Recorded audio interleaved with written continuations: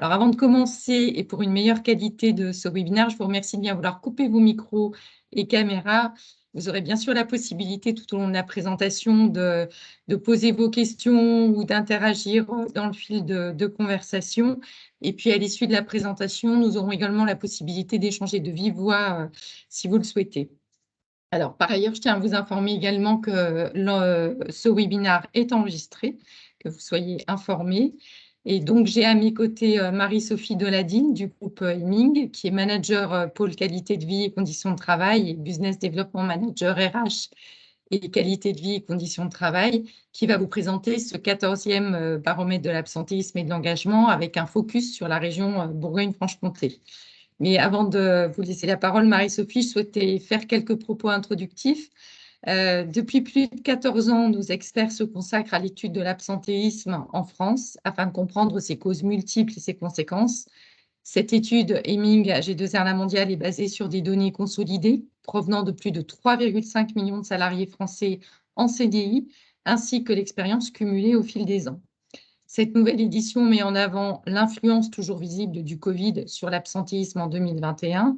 Toutefois, au-delà de ces absences spécifiques au Covid, des tendances de fond s'installent, expliquant des chiffres toujours élevés qui appellent à l'action. 2 ans après la crise sanitaire, les constats d'une évolution du rapport au travail montrent qu'il faut avancer. Nous allons donc décrypter ensemble les nouvelles tendances pour en devenir acteurs avec les questions suivantes à se poser. Quels sont les effets du travail sur la santé des collaborateurs? Comment leur santé impacte-t-elle leur engagement et réciproquement? En quoi l'engagement ou le désengagement des collaborateurs affecte-t-il leur situation professionnelle? Et quels sont les leviers les plus plébiscités pour agir sur leur engagement? Découvrons donc dès maintenant les résultats de notre étude pour mettre en place des démarches concrètes dans la prévention des absences et agir efficacement sur les facteurs d'engagement. Marie-Sophie, je vous laisse la parole.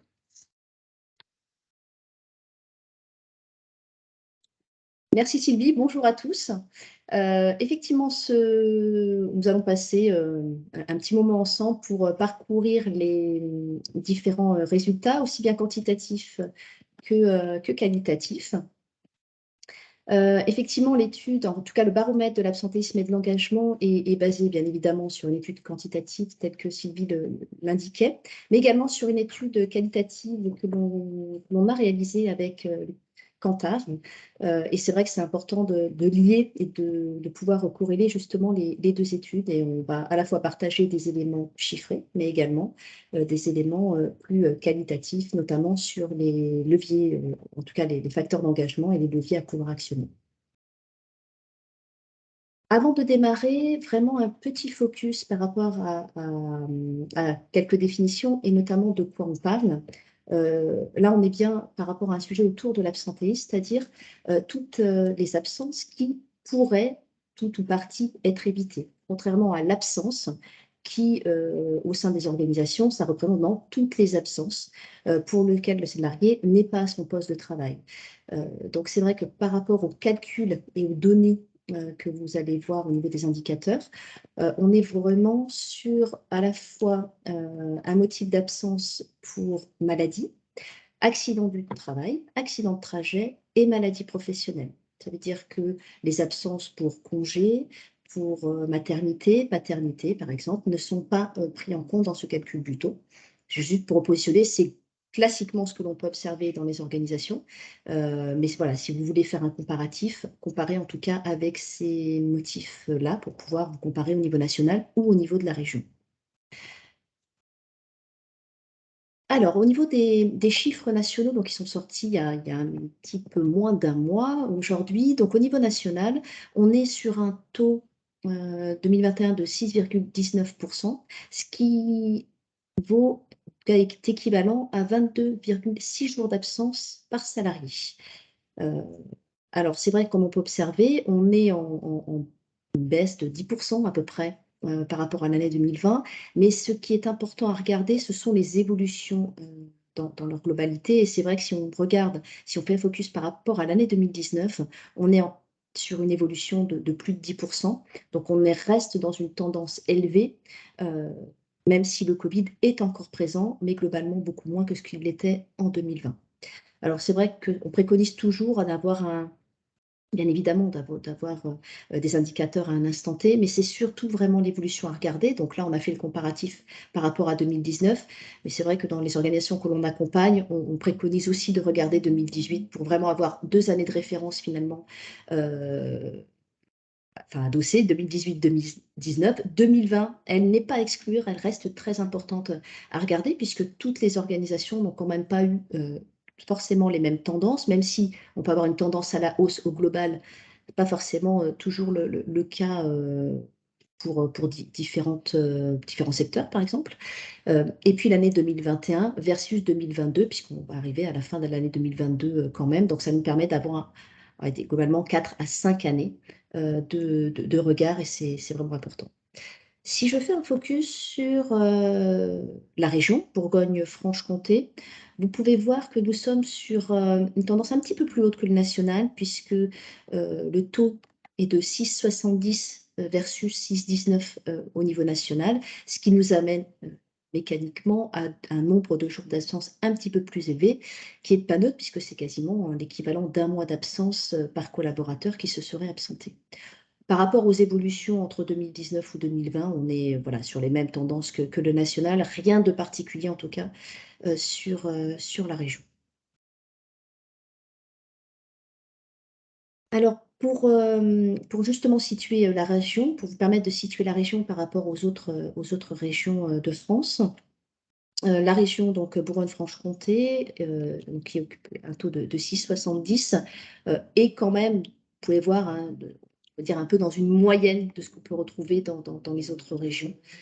Seules 2 régions réellement se détachent, 3 mais bon 2 principalement, c'est la région de la Corse, mais qui est, on va dire, à regarder de façon un petit peu différente puisqu'il y a quand même un effectif qui est beaucoup plus petit sur la Corse et on sait que mécaniquement, des effectifs plus petits nous amènent quand même à des taux un petit peu plus élevés et c'est pour ça que le seul taux d'absentéisme n'est pas toujours l'indicateur, le seul indicateur à regarder et surtout il doit être regardé par rapport à la typologie d'organisation que vous avez.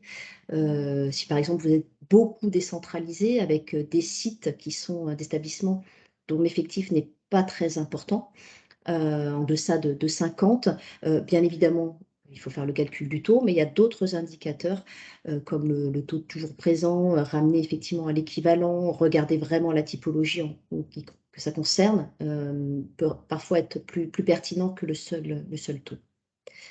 Et puis la région Île-de-France, un petit peu sur le même registre, la région Île-de-France, pour votre information, représente globalement 30% de l'ensemble des effectifs que l'on peut retrouver dans notre panel.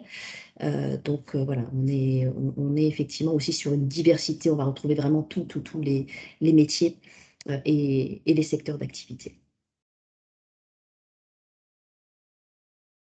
Un pourcentage, c'est ce que je disais, qui est important à regarder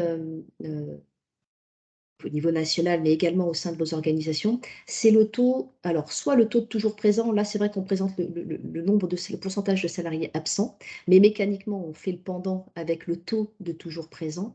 Il est donc de 37% au niveau national. Pour la région, il est quasiment équivalent, un petit peu plus élevé, puisque le taux est un peu plus élevé, de 38%. Donc, ce qui veut dire que globalement, 4 salariés sur 10 se sont absentés au cours de l'année. Pareil, si on fait ce focus au niveau national, donc là, on peut observer quand même quelques tendances plus importantes. En tout cas, la région Bourgogne-Franche-Comté reste globalement dans la moyenne, à la fois nationale et puis en comparatif avec les autres régions, on va dire équivalentes, notamment en effectif à la vôtre.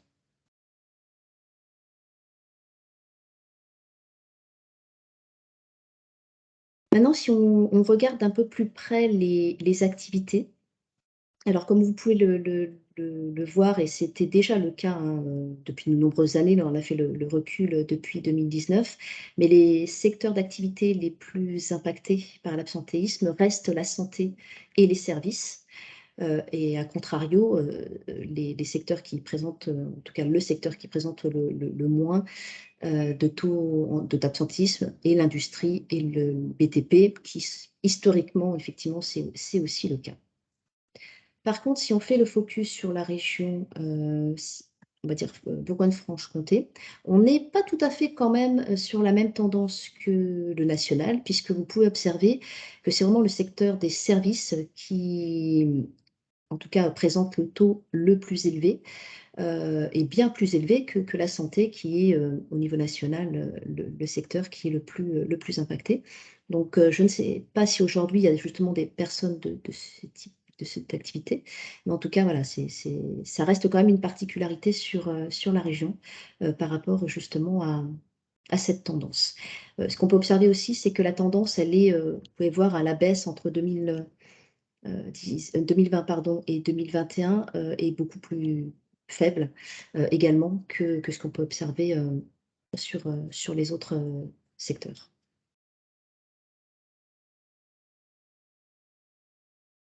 Ramener au nombre de jours, forcément c'est les services également qui représentent donc un mois. Là, on a plus de 30 jours d'absence par collaborateur, ce qui veut dire que c'est un mois d'absence, en moyenne en tout cas, par chacune des personnes qui se sont absentées dans l'année. Alors qu'on si on regarde l'industrie, on est à 20 jours, donc 10 jours de moins, ce qui est vraiment pas neutre, en termes à la fois de coûts, mais à la fois de gestion, aussi, des collaborateurs par rapport à cette absence-là.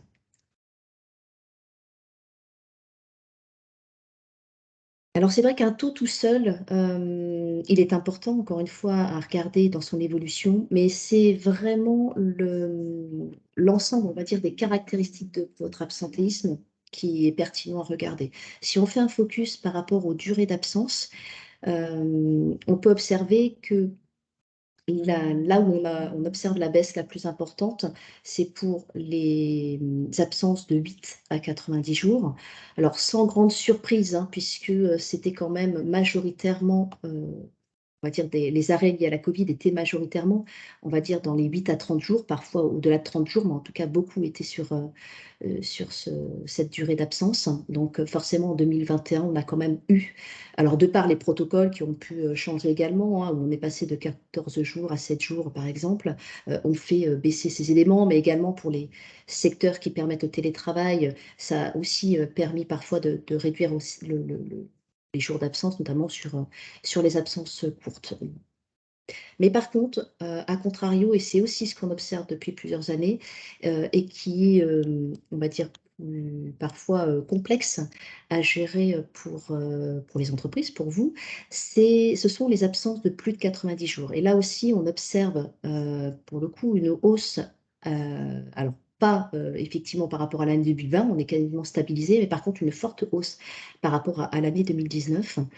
Heu, donc ça, c'est vraiment, quelque chose qui, mais qu'on n'observe pas. Alors on l'observe au niveau national, mais c'est vrai que les organisations dans lesquelles on peut intervenir, c'est vraiment quelque chose qui va être, distinct, hein, d'une entreprise à l'autre. Et c'est vrai que c'est important de bien avoir en tête, en tout cas, comment se présente, votre taux d'absentéisme, parce que les actions, autour justement, on va dire de l'accompagnement, de la prévention des courtes durées ou, on va dire les plus de 90 jours, bien évidemment, on n'est pas du tout pareil, on va être beaucoup plus dans l'individualisation, de l'accompagnement lorsqu'on est sur les longues durées, puisqu'il y a tout un élément de maintien, dans l'emploi, par exemple. Ça va être aussi associé, bien évidemment, les échanges avec le management, avec le manager, avec les ressources humaines, la médecine du travail, parfois lorsque des aménagements de postes sont nécessaires pour la reprise et aussi pour limiter, le nombre de jours d'absence. Alors que lorsqu'on est sur des arrêts de plus courte durée, bien évidemment que, on ne remet absolument pas en cause les arrêts en tant que tels, hein, puisque le collaborateur, s'il a une absence, il a un certificat, bien évidemment, et il a une absence de la part de son médecin. Mais par contre, c'est vrai que ça va plutôt, en règle générale, bien évidemment, concerner toutes, les rhumes, les grippes, tous ces éléments-là, mais aussi par rapport, en tout cas, à certains décrochages liés au travail. On peut être aussi sur notamment ces absences de 8 à 90 jours, pour fatigue, épuisement, les burn-out qui vont basculer après sur des 90 jours, où on va plus être de l'ordre organisationnel, relationnel, le travail, son contenu, sa projection, mais pas tout à fait, sur, les mêmes typologies en tout cas, d'actions et pas forcément les mêmes ressources internes à mobiliser. Si on fait un focus justement sur les absences de longue durée, Avant de basculer sur les absences de longue durée, c'est juste pour vous, enfin ces graphes, pardon, permettent de visualiser les pourcentages de salariés, des effectifs qui ont été concernés justement par ces durées d'absence. Donc on voit que le gros des troupes reste quand même sur les absences de 8 à 30 jours, qui sont des absences qui désorganisent hein, vraiment les collectifs de travail. Mais c'est vrai qu'au niveau des 90 jours, ça a été quand même 4% en moyenne, en global, des salariés absents qui se sont absentés de plus de 90 jours. Alors, c'est ce qui impacte le plus hein, au niveau de vos taux, euh, bien évidemment au niveau des calculs. Si on fait justement ce focus, quand on regarde cet absentéisme de longue durée plus précisément, on regarde, pardon, on remarque, on observe qu'il impacte majoritairement les collaborateurs âgés de 41 et plus. Vous allez me dire sans grande surprise par rapport effectivement à l'âge qui avance, mais 40 ans reste encore très jeune. Et en 2 ans, le taux d'absentéisme de plus de 90 jours a augmenté de 21% entre 2019 et 2021. Donc cette hausse, elle l'interpelle. D'autant plus qu'il ne s'agit pas forcément d'un allongement de la durée, mais on observe aussi le nombre de collaborateurs qui a augmenté, puisqu'on est passé de 5,1% en 2019 à 6,4% en 2021. Donc on est aussi sur une évolution à la fois du nombre de jours, mais également du nombre de collaborateurs impactés par ces absences de longue durée. Si on regarde même si le taux, on va dire, est beaucoup plus faible puisqu'il est divisé par 2 hein, pour les moins de 40 ans, on est quand même sur une tendance, alors pour le coup, pas au niveau, du nombre qui augmente tant que ça, au niveau du nombre de jours. Par contre, on observe aussi cette même évolution du nombre de personnes, enfin de pourcentage en tout cas des collaborateurs de moins de 40 ans qui se sont absentés, puisqu'il y a quasiment pris 1 point entre 2019 et 2021. Donc pareil, ça donne quand même une tendance de fond par rapport voilà, à certains éléments de, on va revenir un peu plus loin, mais ça peut être de la fatigue effectivement prématurée, de l'usure, on va dire d'une application qui est plus compliquée, en tout cas un engagement qui est plus compliqué de la part également des collaborateurs pour s'inscrire dans la durée.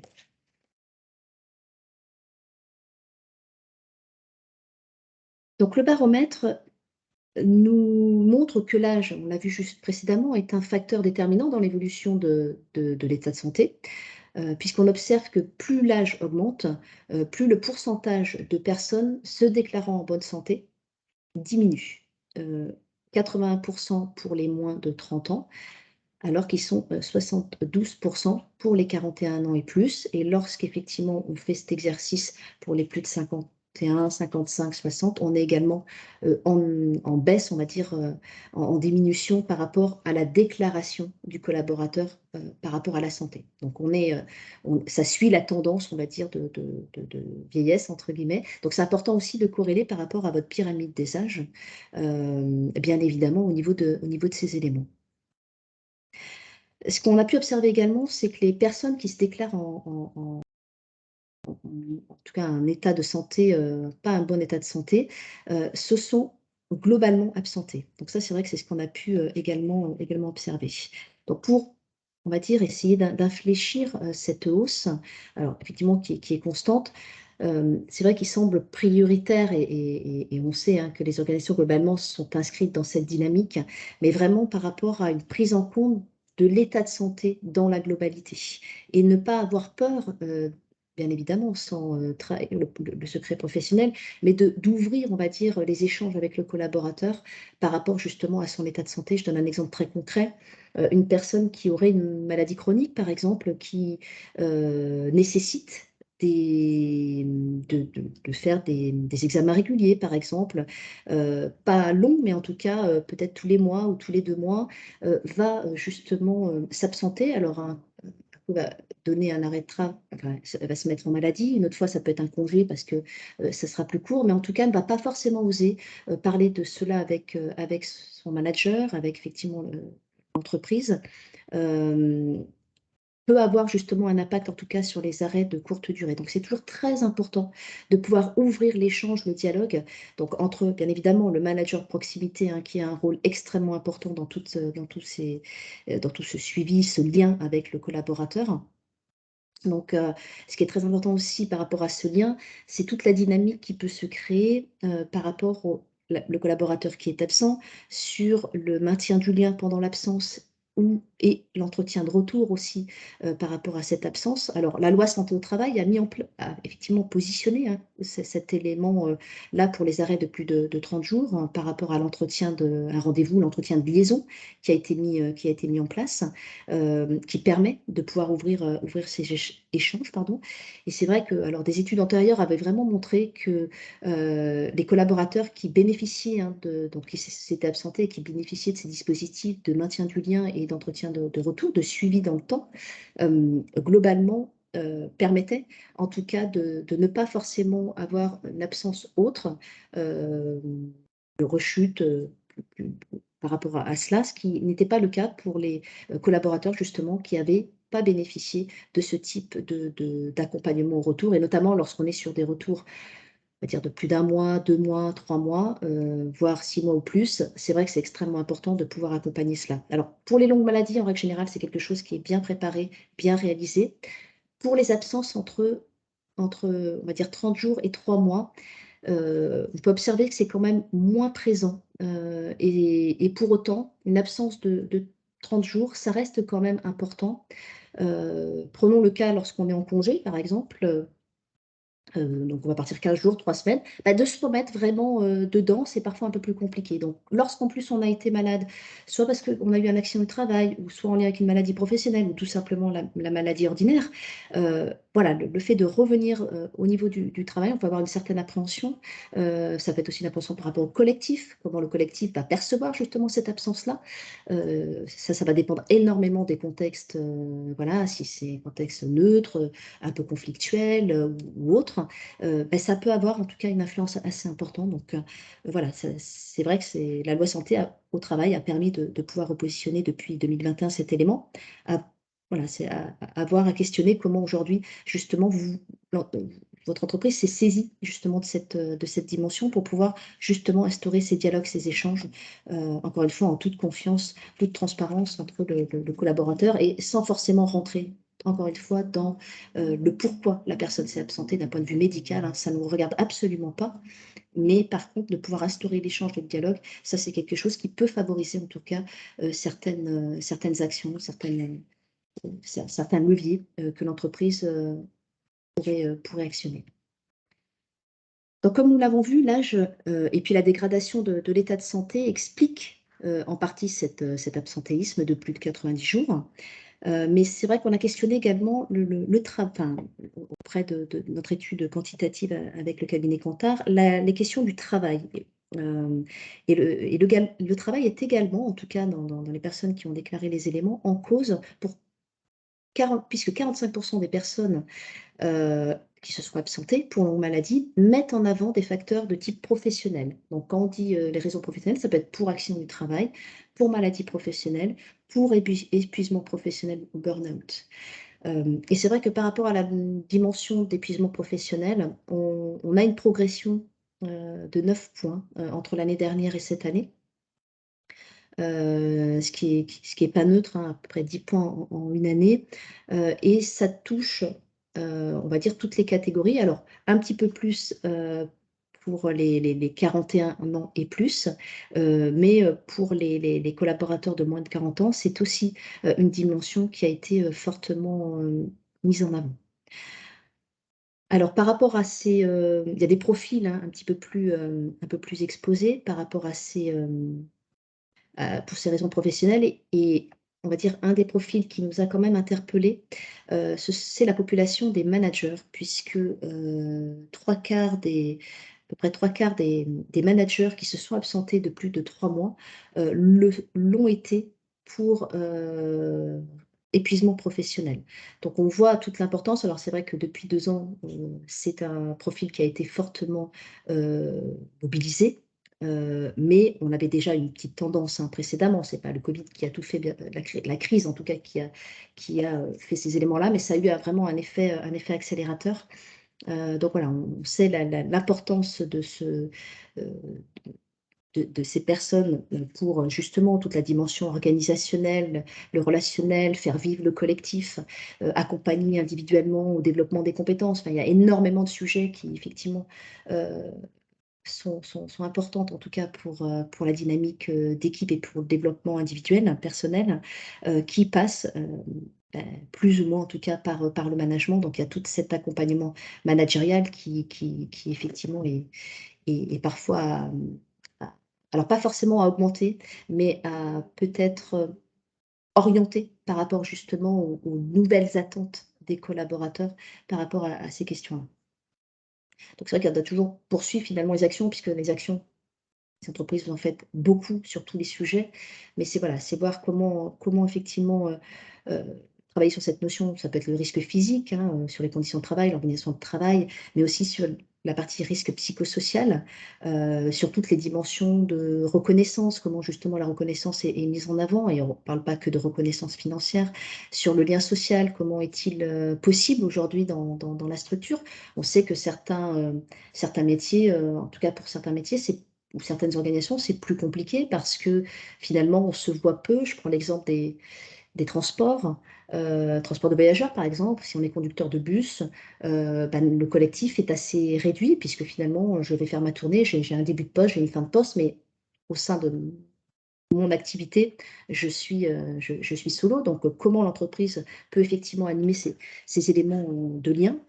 Et puis parfois, ça peut être aussi le conflit de valeurs. C'est vrai que la crise, pour le coup, a vraiment fait bouger les lignes du regard porté sur le travail et quelle place je donne à mon travail par rapport à ma vie personnelle. Par rapport à cela, et justement par rapport au travail et cette incidence, en tout cas influence sur l'état de santé, alors ça influence positivement comme ça peut effectivement avoir un effet plus négatif. Donc aujourd'hui, il y a quand même un tiers, donc 36% des collaborateurs qui estiment que le travail impacte négativement leur santé. Et ils sont à 19%, on va dire 1 sur 5, à percevoir un impact positif sur la santé. Et encore une fois, c'est santé aussi bien physique que psychologique. Alors on sait, hein, que c'est effectivement, et Sylvie le rappelait, hein, par rapport à l'engagement, hem on va dire alors oui, l'engagement par rapport à ça, c'est que plus on est en santé, plus on peut être engagé, plus effectivement on va s'investir dans son travail. Mais inversement, j'ai un état de santé, plus réduit à un temps donné, mon engagement ne va pas forcément être moindre au départ, mais par contre ma capacité de travail peut l'être. Donc mécaniquement, je peux avoir justement, cet effet, plus négatif qui va, avoir un impact sur mon engagement, à terme. Donc c'est vraiment un cercle qui paraît, évident, hein, mais qui est quand même à regarder, et c'est vrai que l'étude a vraiment montré et démontré cela. Si on fait un focus sur, les effets de l'engagement, alors l'engagement s'est globalement renforcé, hein, sur l'année 2021. Il y a 25% des collaborateurs qui effectivement, déclarent, hein, vraiment un accroissement de leur engagement. Et les effets, en tout cas les 3 premiers effets, les plus, présentés de l'engagement, c'est d'une part venir au travail même si on n'est pas en forme, c'est participer activement à l'équipe et c'est augmenter ses horaires de travail. Alors ça a du bon et du moins bon, puisque venir au travail même si on n'est pas très en forme, à terme, c'est aussi ce qui peut amener, notamment pour certaines catégories de personnes, à l'épuisement professionnel tel qu'on le disait, voilà, on ne prend pas ces alertes finalement, ces signaux qui nous arrivent, et on ne saura pas en tout cas faire la rupture. Mais en tout cas, on est plutôt vraiment sur des effets, d'engagement. En tout cas, on s'engage personnellement dans voilà, venir au travail, participer activement et augmenter les horaires. On est vraiment sur quelque chose, une dynamique, qui est individuelle. Hem Donc voilà, juste point de vigilance par rapport justement à ces personnes qui viennent, même si effectivement on n'est pas très en forme. C'est un petit peu ce qu'on pourrait appeler quelque part le présentéisme. Ce sont les personnes qui sont physiquement présentes, mais qui ne sont pas à 100% de leur capacité. Voilà, donc c'est en tout cas à regarder de plus près. À contrario, les trois premiers effets du désengagement, on est plutôt sur des comportements qui visent à s'extraire de son environnement de travail, puisqu'on est d'une part sur diminuer son investissement dans le travail, c'est rechercher et ou changer d'emploi, et je reviendrai sur sur ce deuxième élément, et c'est se mettre en retrait de l'équipe, donc on s'extrait, on va dire, du collectif de travail. Donc là, on peut vraiment avoir, si on est sur un collectif euh, qui est dynamique, qui vit, ce sont typiquement des signaux que le management ou que ses propres équipiers vont voir justement par rapport à une baisse de régime, par rapport à un retrait, effectivement, vraiment, on allait faire des pauses, on n'en fait plus, voilà, on déjeunait ensemble, on déjeune plus, on faisait une petite blague, on fait plus rien. Voilà, ça reste effectivement des éléments, en tout cas des signaux que le collectif peut vraiment voir. Mais bon, tout ça dans le cadre d'une organisation qui reste justement orientée sur cet échange, le dialogue et la capacité effectivement à pouvoir dire à un moment donné que les choses vont un petit peu moins bien. Donc ça, c'est important aussi d'avoir de positionner justement cette capacité de parler. Par rapport aux leviers d'engagement les plus plébiscités, pardon, alors il y a eu un quart des salariés ont changé effectivement leurs facteurs d'engagement, et aujourd'hui, les facteurs d'engagement qui sont davantage mis en avant sont vraiment des facteurs plutôt individuels, puisque si on regarde les trois premiers, le premier c'est la rémunération et les avantages sociaux.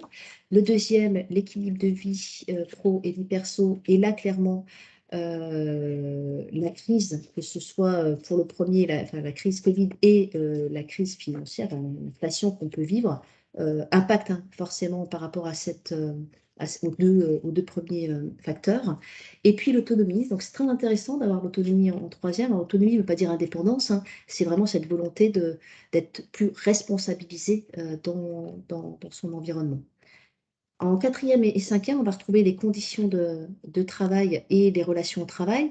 Alors, globalement, hein, tous ces éléments-là, on les retrouvait dans le top 5. C'est vrai que les conditions de travail et relations au travail, on les retrouvait quand même sur le podium, ce qui n'est pas le cas global, à l'échelle globale, en tout cas tout collaborateur. Par contre, la plus jeune, et c'est important de noter, les plus jeunes générations, les moins de 30 ans, on retrouve ces éléments de conditions de travail et relations au travail dans leur top 3. Donc, on pourrait ça nous a effectivement interpellés parce que ce n'est pas forcément les éléments que l'on peut entendre hein, régulièrement par rapport à cela, mais en tout cas, c'est quelque chose qui est attendu de la part des plus jeunes générations, de redonner en tout cas cette dimension collective dans le travail.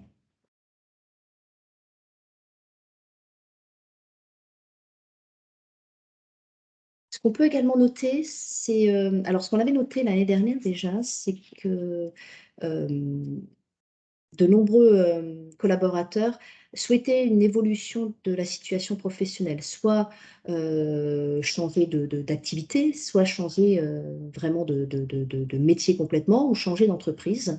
Euh, donc ça, c'était quelque chose d'à peu près 1 sur 2 l'année dernière. Cette année, par rapport justement à c'est une personne sur 2 qui avait cette envie l'année dernière, 47%, donc à peu près 1 sur 2 aussi, des salariés interrogés ont concrétisé justement leur souhait de changement de situation.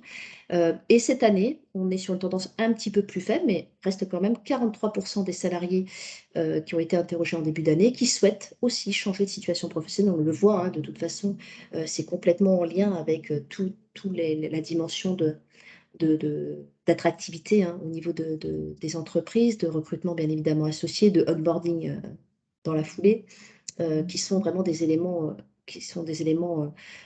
vraiment à mettre en ligne hein, aussi par rapport à votre dynamique de prévention et de gestion de l'absentéisme, parce que on voit qu'il y a aussi des attentes. En tout cas, là, on est au niveau sociétales, hein, plus globales, des attentes en tout cas de mobilité beaucoup plus fortes que ce qu'on pouvait l'avoir précédemment. Et c'est d'autant plus vrai que par rapport à toutes les personnes qui ont changé l'année dernière, 72% d'entre eux veulent encore de nouveau rechanger. Donc ça, c'est quelque chose qui est plutôt nouveau parce qu'on n'avait pas forcément ces tendances-là les années précédentes. Et là, il y a quand même quelques catégories de salariés on va dire, qui sont un peu plus concernés par rapport à cela. Donc ce sont les jeunes, effectivement, les moins de 30 ans, qui n'est pas une surprise, puisqu'on est plutôt sur, voilà, je me fais mes armes, hein, j'essaye de voir plusieurs environnements de travail et d'organisation pour effectivement faire un petit peu mon expérience, justement, et voir où je vais me poser peut-être un petit peu plus.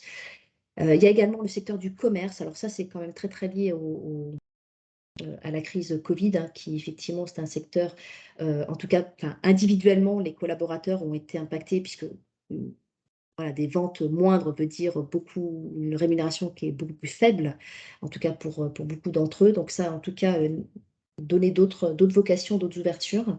Et puis également le management, puisque dans ces 72%, en tout cas, tous les managers qui ont changé l'année dernière, il y en a 6 sur 10 qui souhaitent de nouveau rechanger.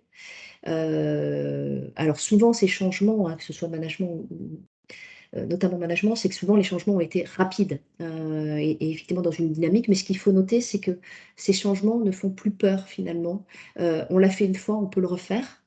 Et je n'ai pas peur, voilà, de changer effectivement d'entreprise encore cette année, même si j'ai changé il y a moins d'un an. Donc ça questionne effectivement beaucoup les profils que l'on recrute, bien sûr, mais c'est aussi finalement, qu'est-ce que je souhaite comme profil de collaborateur pour mon organisation? Et est-ce que j'ai pas non plus parfois à faire évoluer les profils attendus pour justement permettre d'avoir ce changement qui ne désorganise pas tant que ça? Parce que finalement, un manager qui bouge, on sait que ça peut en tout cas avoir des impacts forts par rapport justement à l'absentéisme. Pas qu'ils influent positivement ou négativement, mais en tout cas, tout changement va avoir un impact important. Et lorsqu'on est sur un management de proximité, on sait que voilà, pour l'équipe, c'est en tout cas un éternel recommencement si effectivement c'est un changement tous les ans. Donc il y a vraiment un impact par rapport à l'attractivité, au recrutement et toutes ces dimensions de politique RH. Donc par rapport à l'action, bien évidemment, l'enjeu numéro un, hem, dans une démarche de prévention de l'absentéisme, il y a globalement 2 champs d'action. On va avoir un champ qui est plutôt de l'ordre de comment je diminue en fait mon absentéisme et un autre qui est plutôt comment je renforce ma présence. Dans je diminue l'absentéisme, c'est tout le travail autour de la gestion que vous pouvez faire de l'absence. L'absence, elle est là. Finalement, comment je fais au mieux pour accompagner cette absence-là. Mais l'enjeu est quand même bien de renforcer cette présence. Et c'est vrai que l'enjeu est d'autant plus vrai qu'aujourd'hui, la nécessité de prendre vraiment la santé des salariés dans la globalité euh, est de plus en plus présent, de par la durée de vie au travail qui s'allonge, hein, et effectivement, en tout cas, ce qu'on peut observer aussi, des maladies, que ce soit en maladies classiques, ordinaires, mais également en maladies professionnelles qui touchent aussi de plus en plus des jeunes générations. Notamment si on prend les TMS, c'est pas forcément, on va dire parce qu'on a une activité depuis 20 ans, 25 ans et qu'on a 50 ans. Ça touche aussi de la jeune génération. C'est voilà, donc c'est comment, on arrive à travailler justement sur, toutes ces dimensions de renforcer la présence. Par rapport à ça, il y a quand même quelques piliers. On va dire déjà, dans un premier temps, c'est vrai que d'appréhender le contexte global heu on souhaite en tout cas travailler le sujet ou continuer à travailler le sujet parce qu'aujourd'hui, il y a très peu d'entreprises qui ont rien fait. On voit tous les jours les échanges que je peux avoir avec les directions d'entreprise ou avec effectivement les ressources humaines. On est vraiment sur de nombreuses actions, actions qui ont déjà été menées et plutôt un sentiment de finalement on a fait beaucoup de choses, mais qu'est-ce qu'on peut faire? Alors déjà, c'est vrai que d'appréhender le contexte global, c'est important. Quand on dit contexte global, ça va être l'évolution effectivement de cette société. Finalement, on l'a vu avec la crise, bah, la crise, oui, elle est là. Finalement, qu'est-ce que je peux faire? Je ne vais pas pouvoir supprimer cette crise. La crise, elle est là, c'est plutôt comment je peux accompagner au mieux. Donc, c'est vrai que ça a impacté forcément au niveau du Covid, on parlait au niveau de l'inflation, mais c'est également, ça peut être les évolutions de marché, les impacts qu'on peut avoir effectivement sur les matériaux qui sont présents ou pas. Là, aujourd'hui, c'est effectivement avec, voilà, depuis quelques jours, semaines avec l'essence qui impacte, on sait, bien évidemment certaines entreprises, puisque plus de difficultés de déplacement, donc forcément des retards pour tel ou tel élément d'activité. La difficulté de recrutement qui est quand même très présente. Tous ces éléments-là sont mécaniquement à prendre, et c'est vrai que les nouvelles perceptions, sont aussi là et dans les nouvelles perceptions, c'est vrai que le rapport au travail, vraiment a été en évolution et l'équilibre vie professionnelle, vie personnelle, est vraiment, de plus en plus ancré, en tout cas en attente, en demande et quasi pour toutes les catégories socio-professionnelles et tous les métiers. Donc, sans parler du télétravail, puisqu'on a beaucoup évoqué cette dimension depuis 2 ans, mais il faut quand même se rappeler que la majorité des activités ne sont pas télétravaillables. Donc, il y a aussi d'autres modes d'organisation et de pensée à avoir. On parle actuellement effectivement des journées à 4 jours. On sait la difficulté que ça peut être parfois pour réorganiser en ce sens-là, mais en tout cas, ça peut permettre, aussi, je prends l'exemple de la restauration ou de l'hôtellerie qui peuvent tendre en tout cas sur ces éléments, mais on a aussi pour certains qui auraient peut-être vu la présentation nationale en septembre, il y avait le DRH du groupe Transdev qui était présent et qui expliquait justement que sur une de leurs régions, ils avaient mis en place justement une organisation, alors pas là, pour le coup, c'était pas à 4 jours, mais une organisation qui pouvait être distincte. En tout cas, il y avait des horaires, des rythmes de travail qui pouvaient être distincts au sein d'un même groupe entre des collaborateurs qui effectivement, préféraient avoir, des journées plus courtes, mais étalées dans la semaine, alors que d'autres, par rapport à leur vie, personnelle, on était plutôt sur des plus longues journées, mais ramassées peut-être sur effectivement 3 ou 4 jours. Si on était sur un temps plein sur 4 jours. Donc c'est aussi des éléments à prendre en compte et notamment pour toutes les activités qui ne seraient pas télétravaillables, ça peut en tout cas être intéressant à ouvrir, lorsque ça n'a pas été fait, mais en règle générale, c'est quand même des sujets que vous avez pu, ouvrir. Mais voilà, en tout cas avec une dimension où l'attente est différente de ce qu'on pouvait avoir il y a encore 3 ou 4 ans. Ce qu'on peut, aussi et ce qui est important, c'est vraiment la communication qu'on peut avoir autour de tous ces sujets. Heu, dans une démarche d'absentéisme, c'est très souvent perçu négatif parce qu'en fait, on a plutôt tendance à communiquer sur ce qui ne va pas, sur, effectivement son taux d'absentéisme, sur l'impact, voilà, les coûts que ça peut avoir, l'impact auprès du collectif, qui sont vraiment réels. Mais c'est aussi important et ne pas oublier que, normalement, la majorité des collaborateurs sont présents. C'est pour ça que c'est important de regarder votre taux de toujours présent ou le pourcentage de salariés absents parce que encore une fois, sur, un taux de 6, ce ne sera pas la même chose si on dit: «C'est 35 des collaborateurs qui se sont absentés» ou «C'est 70 des collaborateurs qui se sont absentés». Aujourd'hui, on peut rencontrer les 2 toutes configurations. C'est important pour vous de regarder où est la tendance? Parce que si on est plutôt sur du on va dire sur du 70, ça veut dire que votre absentéisme est complètement perlé.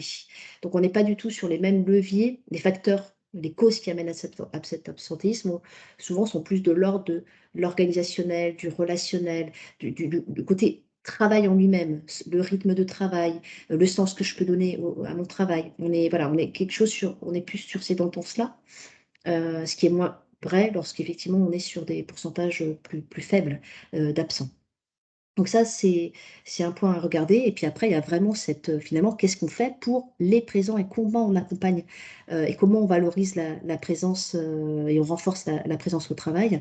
Donc c'est tout le maintien d'activité, c'est aussi tous les éléments d'équité. Très souvent on me dit: «Mais finalement, que je sois absent ou pas», en tout cas la perception du collaborateur, qu'on peut rencontrer, c'est que je sois absent ou pas finalement ça change j'ai l'impression que ça ne change pas grand-chose. Pas qu'il n'y ait rien fait au niveau d'entreprise, mais en tout cas, moi, je ne le perçois pas. Je ne perçois pas qu'il y a quelque chose de différent, puisque finalement, bah, notre salaire sera le même avec celui qui sera absenté, et je n'ai pas forcément une évolution différente, je n'ai pas forcément une ouverture sur un développement lié à une activité différente. En tout cas, il n'y a pas cette perception. Encore une fois, ça ne veut pas dire que ça n'est pas fait, mais ce n'est pas perçu par le collaborateur.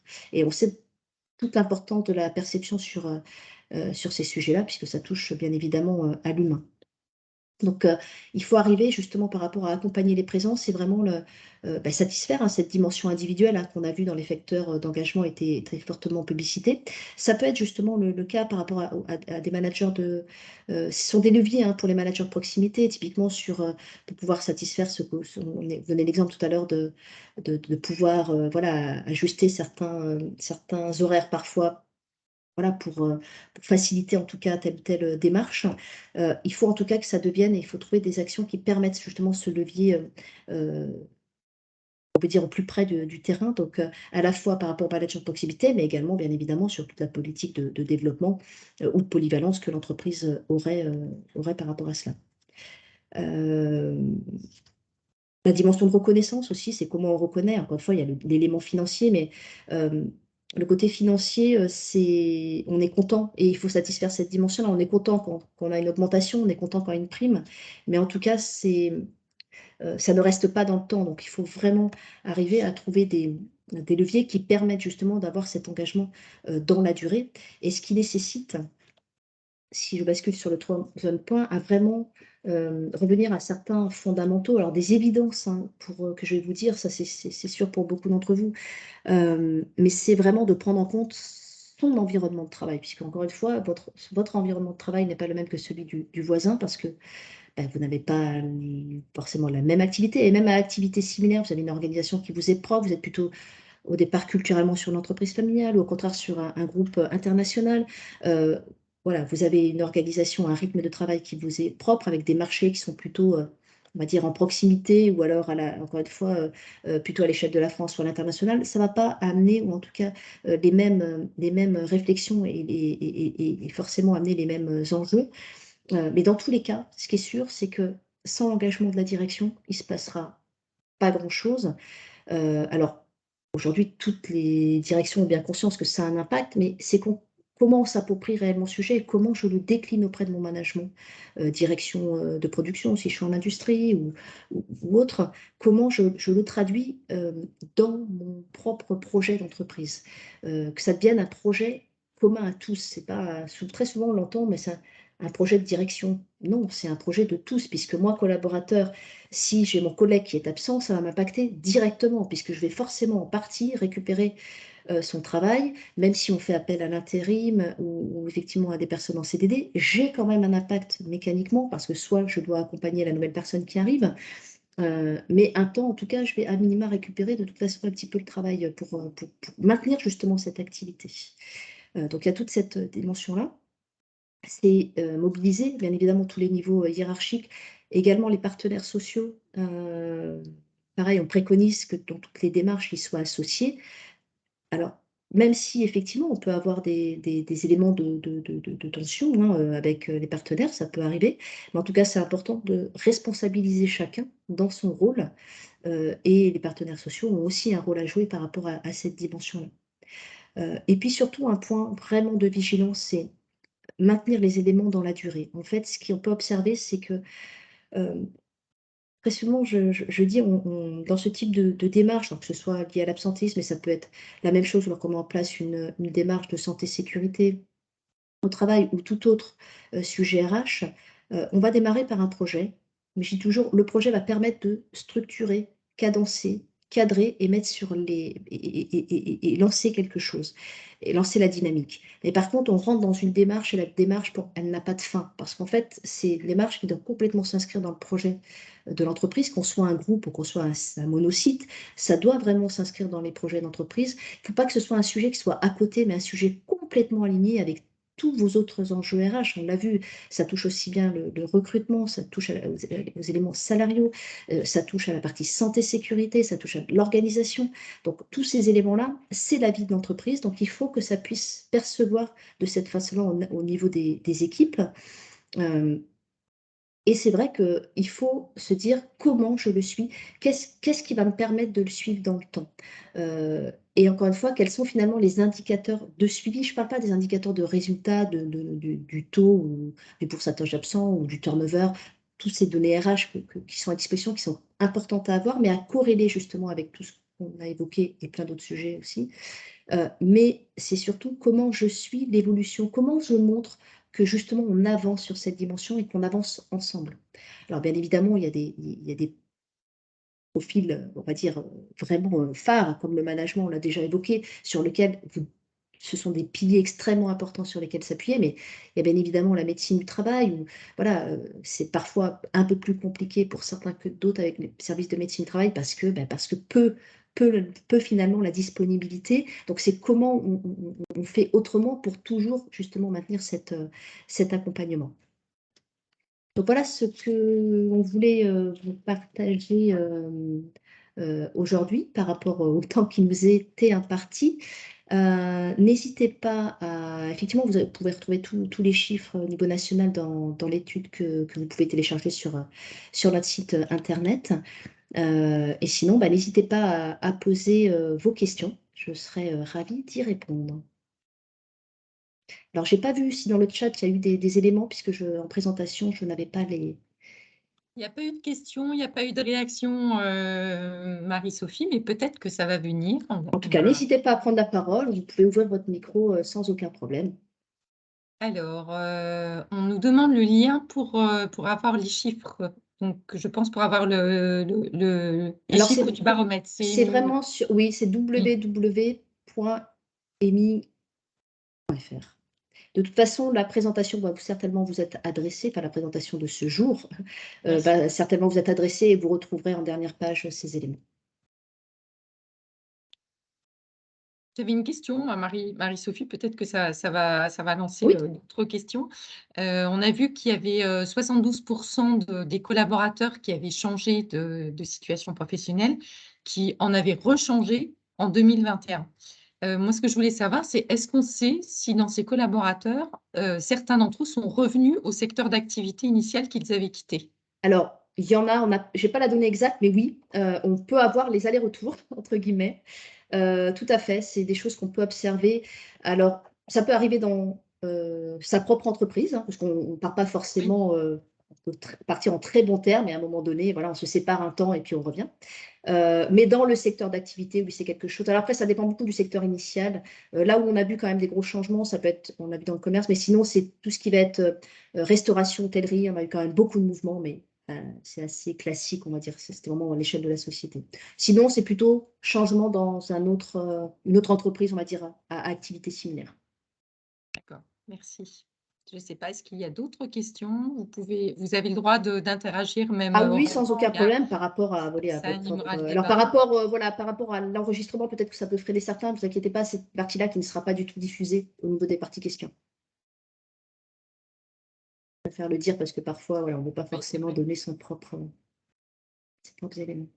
Bonjour. Bonjour.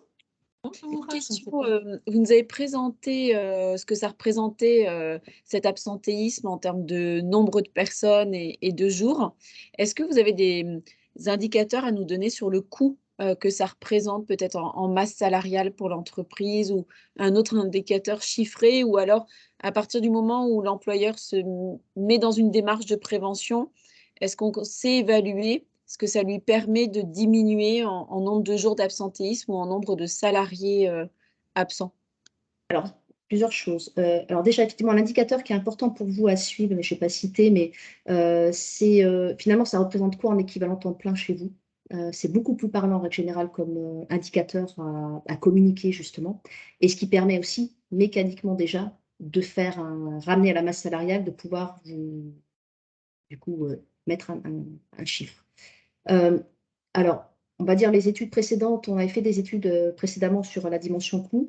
À minima, mais c'est vraiment le minima, un point d'absentéisme, c'est un point de masse salariale, globalement. Mais on ne regarde pas tous les éléments cachés. Si on regarde vraiment tous les coûts cachés, que ce soit la gestion liée à l'absence, que ce soit lié aux IGSS non, voilà, non récupérés, que ce soit le remplacement, bien évidemment, des collaborateurs, la perte qu'on peut avoir de productivité, on est entre 2,5 et 3%. Mais ne serait-ce que 1%, déjà, ça c'est beaucoup. Si vous restez que sur le point, ramener à votre point d'absentéisme. Est-ce que ça répond à votre question? Oui, je vous remercie et puis, si jamais c'était aussi, évalué, c'est, est-ce qu'on arrive à mesurer par ces enquêtes, ce que, une démarche de prévention, elle permet de réduire en termes d'absentéisme? Est-ce qu'il y a des grands ordres de grandeur entre de la prévention primaire ou des actions, plus de fond? Est-ce qu'il y a des actions où alors si on ne sait pas le mesurer en cours, est-ce qu'il y a des actions qui permettent d'agir plus efficacement sur, cette baisse de l'absentéisme? Alors, sur le coup direct lié aux actions, c'est vrai que ça va dépendre quand même beaucoup de vos organisations, mais encore une fois, votre taux en partie pourra le montrer. Par contre, c'est vrai qu'il y a des actions, comme je vous disais, il y a vraiment 2 typologies d'actions, hein. Vous allez avoir les actions, qui sont vraiment de l'ordre et il faut travailler sur les 2, c'est-à-dire de l'ordre vraiment de la réduction. Donc là, c'est, tout ce qui est lié à votre, dispositif d'absence en tant que tel. Alors très souvent, vous en avez mis en place, mais en fait, c'est comment est-il vraiment, pris en main? C'est-à-dire, voilà, le dispositif, est-ce qu'il permet le maintien du lien avec le collaborateur? Si oui, comment c'est fait? Est-ce qu'effectivement il y a un entretien de retour qui est réalisé? Quand on dit entretien de retour, c'est pas forcément juste, le jour J, c'est comment ça peut s'inscrire dans le temps.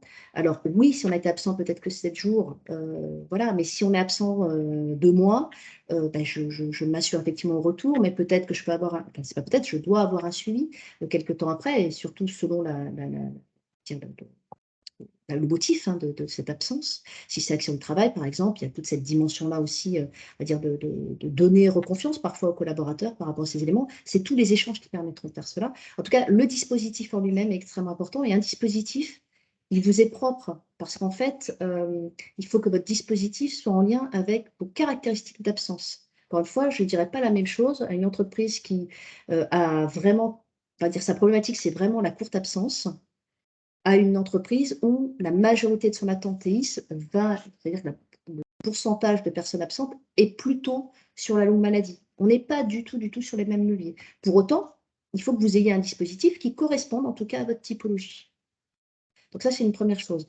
Donc, je donne un exemple là, par rapport à cette partie de diminuer. Sur la partie, on va dire plus prévenir, renforcer la présence, là, on va complètement aligner avec vos actions. Alors, l'accompagnement managérial, c'est une évidence, hein, mais aujourd'hui, en fait, on se rend compte qu'il y a beaucoup de managers de proximité qui ont du mal en fait à s'inscrire dans cette dimension parce qu'ils perçoivent une dimension RH avant tout, une dimension entreprise, parce que jusqu'à maintenant, on va dire qu'ils sont plus attendus. Et je pose toujours la question, c'est qu'est-ce que vous attendez de votre management?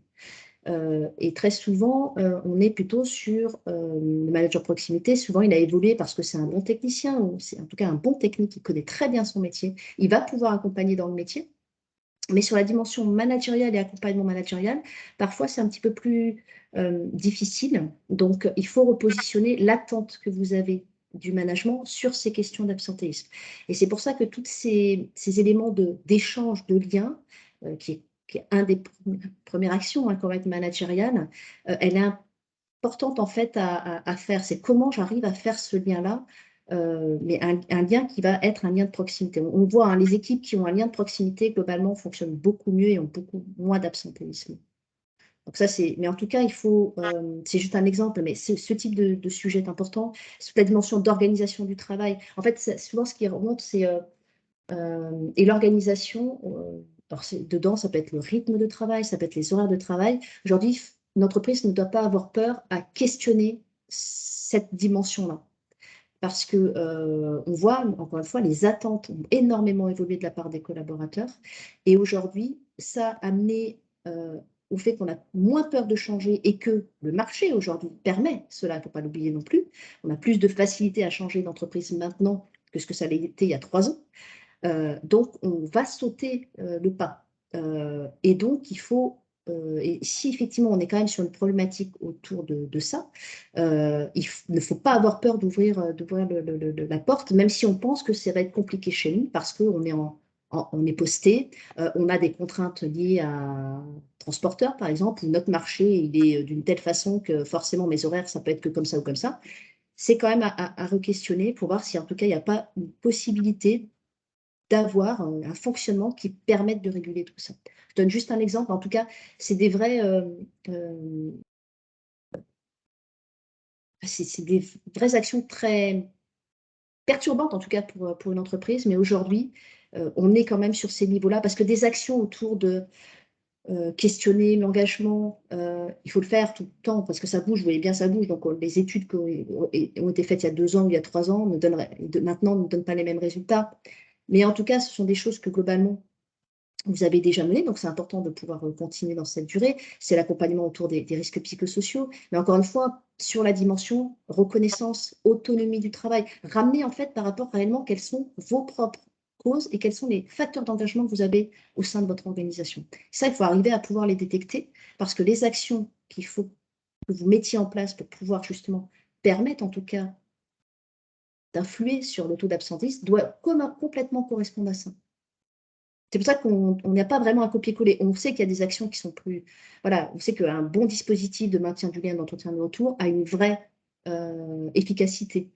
Comme la création de liens managériels et que le manager s'approprie lui-même, c'est finalement comment je lui demande de s'approprier le sujet et qu'on définisse ensemble des sujets de travail commun, on sait que ça a aussi une influence.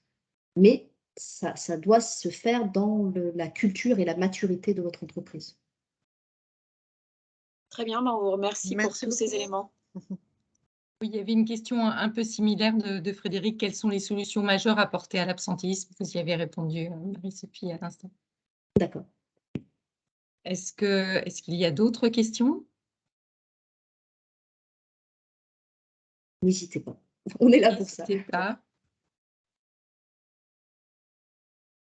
Oui, je crois que, en fait, on voit bien qu'il y a eu quand même, Marie-Sophie, il y a toujours cette problématique d'attractivité, en fait, pour attirer de nouveaux talents dans l'entreprise. Mais en fait, la préoccupation maintenant des entreprises, c'est aussi d'adapter, leur culture en travaillant sur les facteurs d'engagement. On se rend compte qu'il y a Il faut beaucoup orienter sur l'interne. En fait, on est très souvent, on voit, hein, on met beaucoup d'énergie sur l'externe, parce que c'est important pour l'image, pour effectivement recruter de nouveaux collaborateurs, de nouveaux talents, c'est extrêmement important. Mais il faut aussi se dire, la majorité, comment on arrive à voilà, soit maintenir effectivement les collaborateurs, mais on peut être aussi sur le principe de c'est toujours bien, enfin, on peut dire toujours il y a la rétention des talents. Oui, mais à un moment donné, est-ce qu'on ne peut pas non plus, et certaines organisations le font déjà, se dire finalement, on a un contrat, entre guillemets, hein, tacite, hein, bien sûr que ce n'est pas signé, mais voilà, on sait que globalement, on va faire un chemin de vie ensemble professionnel pendant 3-4 ans. Ben, finalement, comment j'allais dire, on fait au mieux ensemble, comment on peut être gagnant-gagnant au mieux ensemble pendant ces 3-4 ans. Soyons plus responsabilisants. Enfin, on doit être en tout cas, l'entreprise ne doit pas subir cette dimension-là. Et là, encore une fois, c'est comment, dès le départ, en fait, et là pour le coup, c'est dès le début, comment on ose finalement évoquer ce type de sujet avec un nouveau collaborateur qui viendrait ou avec des collaborateurs qui sont déjà présents.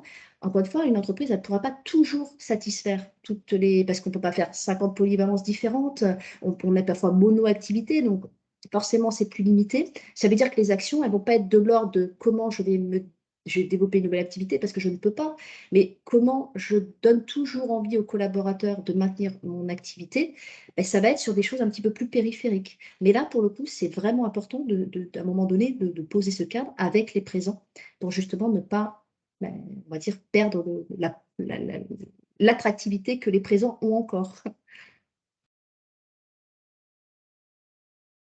d'autres questions ou réactions par rapport, aux chiffres qui vous ont été présentés? Non?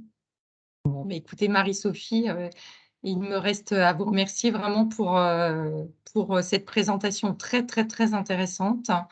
Je voulais également remercier, bah, les équipes d'Heming, bien sûr, qui ont permis cette présentation en live et puis ce focus Bourgogne-Franche-Comté. Je voulais également féliciter mes équipes qui ont participé justement à, à cette présentation et au fait qu'elle se soit bien déroulée. Je pense notamment à Béatrice de Grange et à Amanda Dos Santos qui a été très, très présente pour que tout se passe bien. Donc, nous, on reste à votre disposition, en tout cas, pour d'autres questions qu'on pourra bien sûr faire remonter à Heming. Et donc, vous pouvez retrouver le 14e baromètre sur le site d'Heming, www.heming.fr. Voilà. Eh bien, je vous souhaite à toutes et tous une très bonne soirée et je vous dis à bientôt. Bonne soirée à tous, à bientôt. Merci beaucoup. Bonne soirée. Au revoir. Merci, Merci, Marie-Sophie. bonne soirée, au revoir. Au revoir. Bonne soirée à tous.